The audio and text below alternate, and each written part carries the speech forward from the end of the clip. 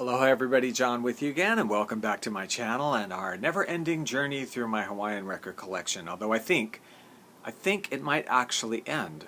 I was kind of thinking it through and looking at the numbers and whatever. One of my New Year's resolutions this year is going to be to finish this series, because I think it's actually doable in the year 2018 that I'll actually have gone through all of the records and then just be doing updates as needed. So I hope that happens. I mean, that would be amazing to actually finish this series.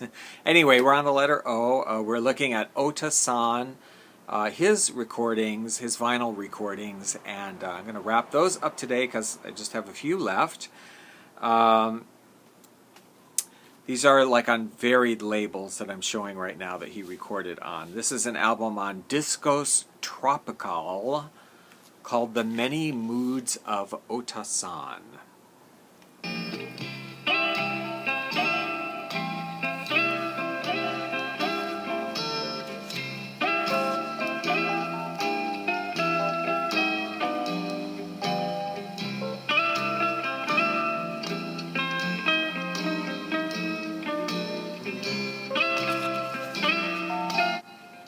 This is 1976.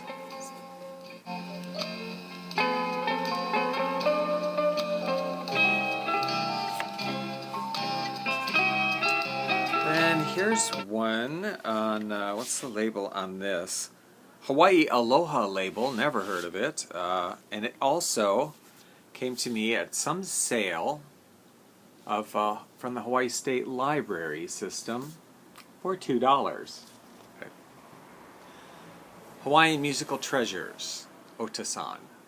This album, not surprisingly, all Hawaiian songs and features some other notable instrumentalists recording with him.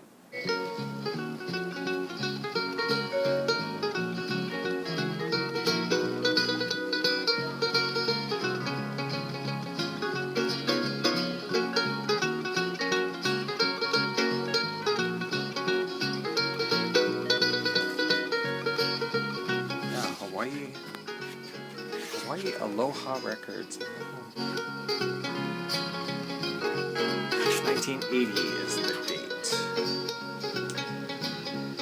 Now, a long time ago, Ohta-san paired up with Andre Pop to do the album Song for Anna, which was a huge international hit, that song. And then later on, they got together again for And God Created Love, it's called. These are mostly original compositions by Andre Pop, and there are a few from Herb Ohta also. And again, this is sort of easy listening type of music. Orchestra with the ukulele.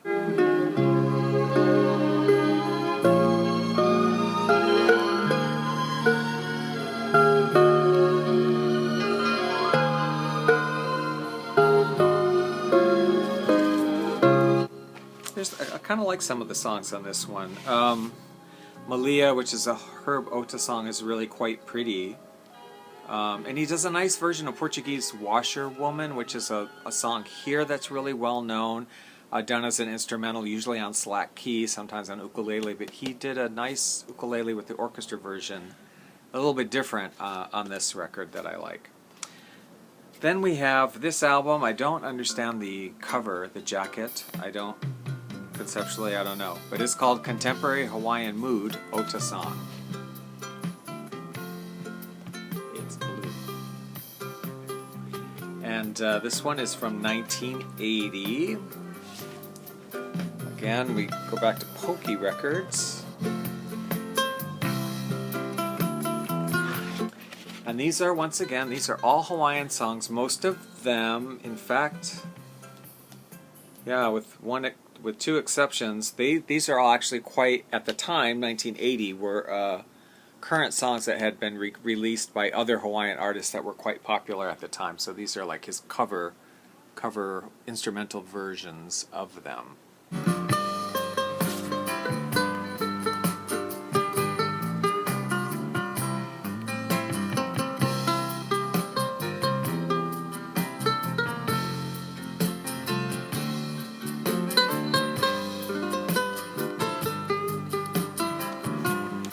Now the last Ohta record that I have, now I know, as I said, I know there were some recorded in Japan for Japanese market, and there may be some other ones locally that I don't have. I don't think so though, but I know there are some recorded in Japan. And he did continue into the CD era, and there are CDs recorded locally and in Japan by him. And I have some of those, but we're just talking about vinyl here. This album just called Ohta. It's the last one I have, 1986.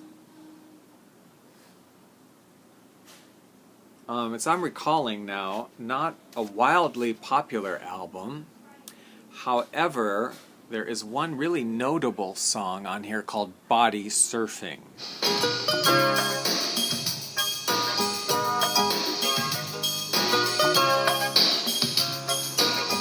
Now that song, Body Surfing, the story I have behind this is I put that song up on Hawaiian Leisure Hour. I had heard it. I knew it was kind of popular among some ukulele artists, and I was at a concert, not a concert, but like a festival here this past year. There was some young guys playing the ukulele up on stage, and they were just jamming on some of these songs. And one of the songs that really brought the house down that they were obviously really into was Body Surfing, that song. And I thought, you know, as I was watching it, like, is Body Surfing even on YouTube? Like, has anybody put that song up? Because I don't recall ever seeing it, and I kind of, obviously these guys love this song. Maybe it's more popular than what I'm thinking, I don't know. So I went home and I put it up onto YouTube, and it like immediately catapulted on Hawaiian Leisure Hour, my other channel that's just music. It like catapulted into the top 10 and has basically been in the top 10 videos on Hawaiian Leisure Hour ever since then. So apparently, and it was not up on the original version here was not up on YouTube. So there were quite a few people apparently looking out for that song. So that is Ohta, what I have from him. So we move on to our next other recordings. Next up is Olomana.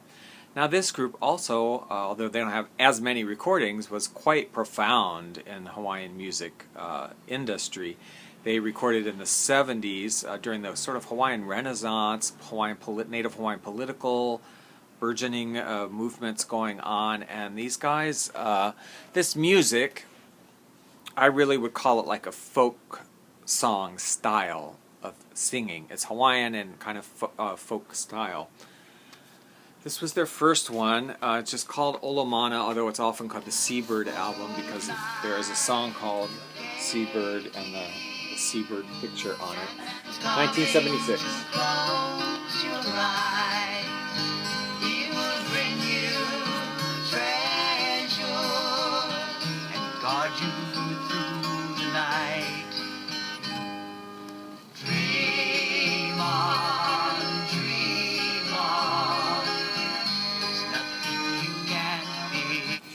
Very beautiful music, very soulful, touched a lot of people. Really, really, people responded to their music very much, and they still do, actually. This is their next album. They obviously are not big on putting titles on the covers of their records, and So We Are is the name of this album.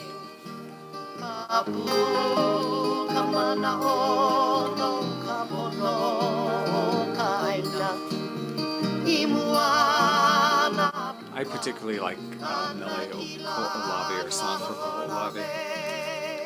This one is from 1977. Comes with the lyric sheet there enclosed, or the jacket has lyrics on it. That's them again.